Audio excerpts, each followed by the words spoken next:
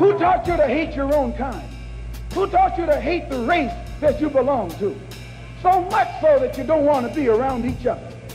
No, before you come asking Mr. Muhammad, does he teach hate, you should ask yourself, who taught you to hate being what God gave you? How did one man go from petty criminal to becoming a global voice against racism? He's one of the most prominent Muslims in modern history and a symbol of black liberation who has inspired generations. A gangster, a preacher, and a revolutionary, this is the extraordinary journey of Malcolm X. Malcolm X was born in 1925 in Omaha, Nebraska. His parents, Earl and Louise Little, were followers of the Pan-African activist Marcus Garvey. As a result, their family was subjected to constant harassment by the Ku Klux Klan, who burned down their home when Malcolm was just 4 years old. The family moved to Michigan, where they were threatened by the Black Legion, an offshoot of the KKK. 4 of Malcolm's uncles were also murdered by white racists. Malcolm's father died when he was 6. The incident was officially ruled a streetcar accident, although his mother believed he had ultimately been murdered by the Black Legion. When Malcolm was 13, his mother was committed to a mental institution. Her children were split up and sent to different foster homes. Malcolm was an excellent student, but dropped out of school after a white teacher told him it was unrealistic for a young black boy to have aspirations of being a lawyer. After a few years in Michigan and Boston, he moved to Harlem at the age of 18, where he was involved in gambling, robbery, drug dealing, and pimping. At the age of 21, after committing a string of robberies with a small gang in Boston, Malcolm was arrested and sentenced to 8 to 10 years at Charlestown State Prison. Incarceration was the beginning of Malcolm's transformation. While in prison, his siblings began writing to him about the Nation of Islam and its leader, Elijah Muhammad. The Nation of Islam promoted black independence and rejected the notion of the superiority of white people. Instead, Elijah Muhammad taught his followers a form of separatism from whites, who were actually considered devils, inferior to black people who were the original inhabitants of Earth. Malcolm, initially hostile to the idea of any religion, eventually became a member of the nation. He read books constantly and began writing regularly to Elijah Muhammad. Muhammad's followers were taught to abandon their given family names, as they were actually the names of former slave owners. So Malcolm Little became Malcolm X. After being paroled, Malcolm visited Elijah Muhammad in Chicago. In June the next year, he was named Assistant Minister of the Nation of Islam's Temple No. 1 in Detroit. He later established Boston's Temple No. 11 and expanded Temple No. 12 in Philadelphia. And those of you who think that you perhaps came here to hear us tell you to turn the other cheek to the brutality of the white man, I say again, you came to the wrong place. Finally, he was selected to lead Temple No. 7 in Harlem, where he was responsible for a huge surge in membership.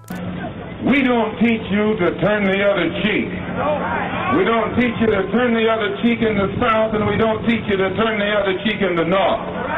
We teach you to obey the law. We teach you to carry yourselves in a respectable way. But at the same time, we teach you that anyone who puts his hand on you, do your best to see that he doesn't put it on anybody else. The FBI now had him under surveillance due to his sudden profile as the nation's rising star. Malcolm's rise to national prominence happened in 1957, when he intervened at a police station to arrange for medical assistance and legal help for members of the nation who had been beaten and arrested by New York police. The crowd of protesters outside grew to almost 4,000. Witnessing Malcolm's control of the crowd shook the New York Police Department. Within weeks, they had him under surveillance and officially began infiltrating the nation. In 1958, Malcolm married his wife Betty, with whom he would have 6 daughters. Malcolm's profile continued to grow via print and television appearances, and he began to gain international exposure. Who is it that controls the prostitution in Harlem? It's the white man. Who controls the large sale of whiskey and wine? It's the white man. Who gives you the deck of cards and the dice that you use to gamble with? It's the white man. And after he sell them to you, he catch you with them and put you in jail for using them. He was deeply critical of the growing civil rights movement and its leaders, like Dr. Martin Luther King, who preached integration. That's what you mean by nonviolent. Be defenseless. Be defenseless in the face of one of the most cruel beasts that has ever taken the people into captivity. That's this American white man. 100 years ago, they used to put on a white sheet and use a bloodhound against Negroes. Today, they have taken off the white sheet and put on police uniforms. They've traded in the bloodhounds for police dogs, and they're still doing the same thing. And just as Uncle Tom, back during slavery, used to keep the Negroes from resisting the Bloodhound or resisting the Ku Klux Klan by teaching them to love their enemy. Martin Luther King is just a 20th century or modern Uncle Tom or a religious Uncle Tom who is doing the same thing today. Malcolm's message was being heard louder than ever, but his relationship with the man who had transformed his life was about to fracture. Tensions were growing within the nation over the amount of attention Malcolm was receiving compared to his mentor, Elijah Muhammad. An unprovoked raid on a Nation of Islam mosque by police in Los Angeles led to one member being paralyzed and another being killed. No charges were laid against the police. The white man believes you when you go to him with that old sweet talk, because you've been sweet talking him ever since he brought you here. Stop sweet talking. Tell him how you feel. Tell him what kind of hell you've been catching, and let him know that if he's not ready to clean his house up, if he's not ready to clean his house up, he shouldn't have a house. It should catch on fire and burn down. Malcolm was reportedly stunned by Elijah Muhammad's refusal to allow any form of response or retaliation for the incident. The two also disagreed over Malcolm's desire to begin working with civil rights organizations, black politicians, and other religious organizations. Then, suddenly, here is a bulletin from CBS News. 3 shots were fired at President Kennedy's motorcade in downtown Dallas. President Kennedy has been seriously wounded. Malcolm's response to the Kennedy assassination led to him being officially silenced for 90 days. Malcolm X, you were involved in a controversy some months ago with your leader. Is that over? Well, I've been silent for the past 90 days because of some statements I made concerning the President of the United States, which were distorted. They were distorted? And yes. And, what did you say, Malcolm? Well, I said the same thing that everybody says, that his assassination was the result of the climate of hate. But only I said the chickens came home to roost, and which means the same thing. In March of 1964, Malcolm publicly announced his break from the Nation of Islam. He also expressed a desire to work with other civil rights leaders, saying that Elijah Muhammad had prevented him from doing so. Then came a bombshell. Well, in reality, I never even left the Muslim movement. They put me out. And they put me out because of what I knew, and what I knew was told to me by Mr. Muhammad's son, Wallace Muhammad himself. They put me out and they put him out. Who is the father of all of these various children whom you have enumerated? The first one to tell me who the father was Wallace Muhammad, and he told me that the father was Elijah Muhammad himself. And how many of these illegitimate children did he father with the sisters? Well, he made 6 sisters pregnant. They all had children. 2 of those 6 had 2 children. I am told that there is a 7th sister who is supposed to be in Mexico right now, and she's supposed to be having a child by him.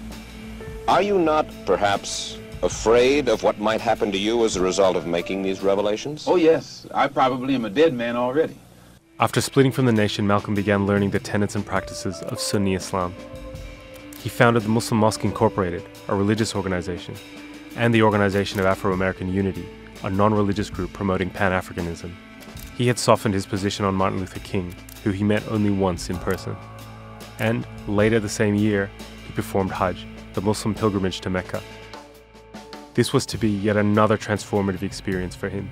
When I was on the pilgrimage, I had close contact with Muslims whose skin would in America be classified as white, and with Muslims who themselves would be classified as white in America. But these particular Muslims didn't call themselves white. They looked upon themselves as human beings, as part of the human family, and therefore they looked upon all other segments of the human family as part of that same family.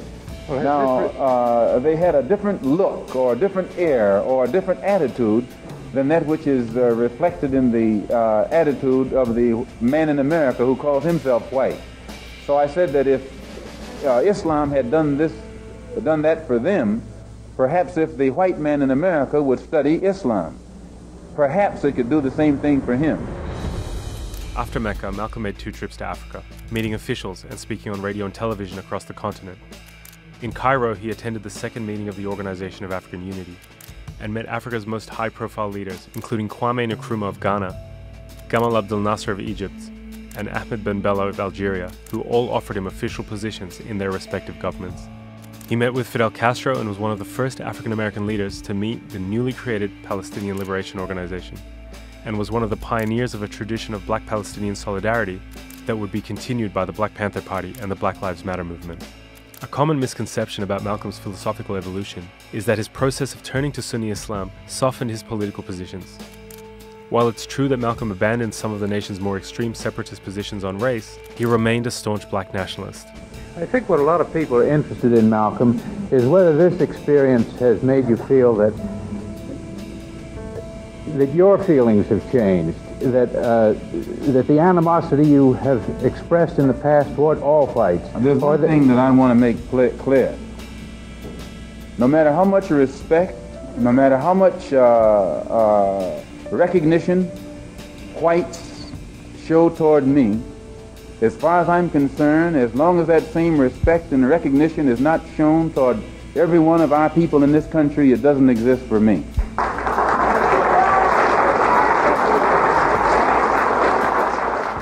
If anything, Malcolm's travel had led him to globalize his perspective, seeing black liberation as something beyond the United States, and as something that was intimately tied to struggles for independence across the Third World. It has remained a domestic problem. It has remained within the jurisdiction of the United States. And as such, it has been impossible for the Afro-Americans or American Negroes to try and enlist the support of other dark-skinned people who are being oppressed the world over in that struggle. And the only way this can be done is by internationalizing the problem. If you take up arms, you'll end it. But if you sit around and wait for the one who's in power to make up his mind that he should end it, you'll be waiting a long time. And in my opinion, the young generation of whites, blacks, browns, whatever else there is, you're living at a time of extremism, a time of revolution, a time when there's got to be a change. The Nation of Islam had not taken Malcolm's exit and public criticism of Elijah Muhammad's misconduct lightly. His family was repeatedly threatened, their car was bombed, and FBI surveillance records show that law enforcement was aware that elements within the nation were openly discussing his death. Then his house was burned down. On February 21st, 1965, Malcolm was addressing the Organization of Afro-American Unity in Manhattan's Audubon Ballroom. He was shot 21 times.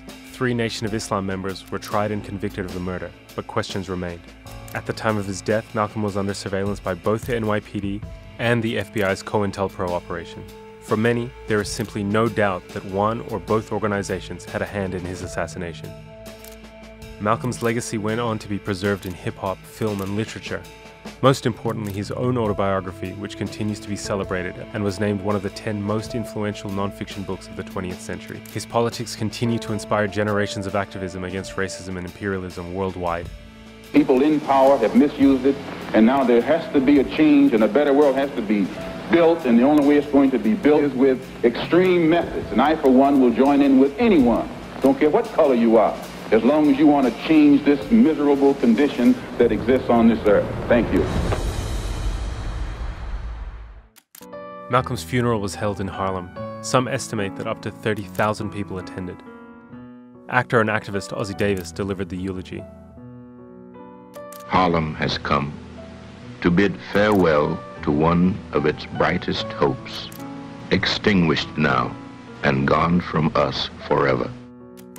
Many will ask what Harlem finds to honor in this stormy, controversial, and bold young captain. And we will smile. Many will say, turn away, away from this man, for he is not a man, but a demon, a monster, a subverter, and an enemy of the black man. And we will answer and say unto them, did you ever talk to Brother Malcolm? Did you ever touch him or have him smile at you? Did you ever really listen to him? Malcolm was our manhood, our living black manhood. This was his meaning to his people. And in honoring him, we honor the best in ourselves. What we place in the ground is no more now a man, but a seed, which, after the winter of discontent, will come forth again to meet us.